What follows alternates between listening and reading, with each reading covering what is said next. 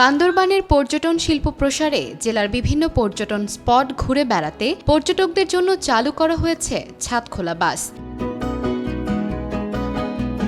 সোমবার সকালে উন্নতমানের ছাদখোলা বাসের আনুষ্ঠানিক উদ্বোধন করেন বিশিষ্ট ব্যবসায়ী ও হোটেল হিলভিউ ট্যুরিস্ট বাসের মালিক কাজল কান্তি দাস।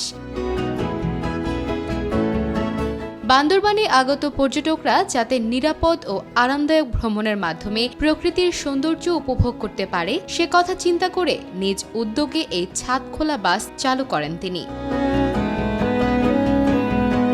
এই বাসে করে পর্যটকরা স্বল্প ভাড়ায় জেলার নীলাচল, মেঘলা, শৈলপ্রপাত, নীলগিরি সহ সকল পর্যটন স্পটে ঘুরে বেড়াতে পারবেন। প্রতিদিন সকালে হিলভিউ হোটেলের সামনে থেকে বিভিন্ন পর্যটন স্পটে যাতায়াত করবে বাসটি।